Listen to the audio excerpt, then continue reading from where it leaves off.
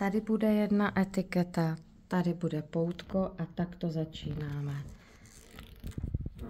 Budeme motat do prostředka, budeme se to snažit držet tady úplně na kraji, aby byly hezké ručičky i nožičky medvídka.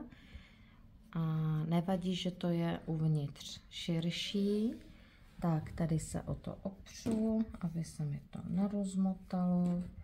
A motám z druhé strany, motám, až jsme spolu. Tady končím, když tady je ta etiketa, jo, poutko, pardon.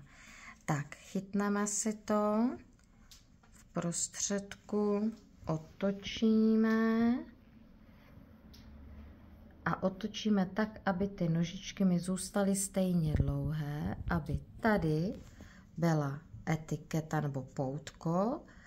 Otočím si to, tak chytnu do pravé ruky a použiju tyto dva prsty, abych si udělala hlavičku. Tak, vlastně jenom tady do toho. Dívám se, poutko tam pořád trčí. Srovnám, vezmu si gumičku, provleču.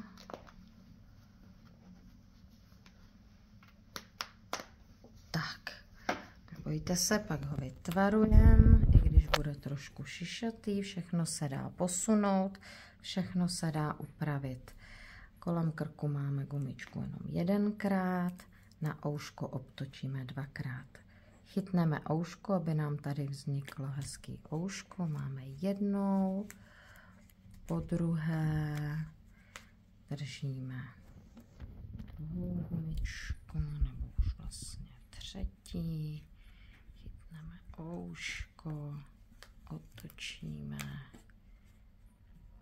tak a teď chytneme ouška takto palcema a takto, když je dáme dozadu, ta hlavička se nám hezky vytvaruje, no paráda.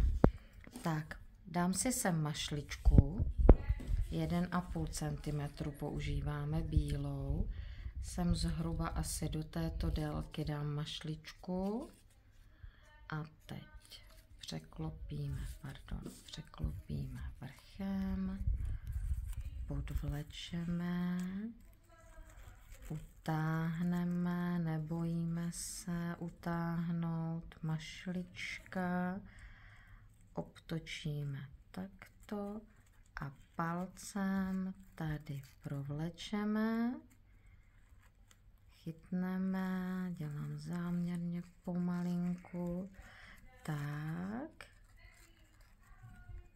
navleču prsty, utáhnu, posunu a podle toho, jaká délka mašličky se mi povede tady, tak si ustřihnu délku tady a máme je krásně dvě stejné a média je jak fešo.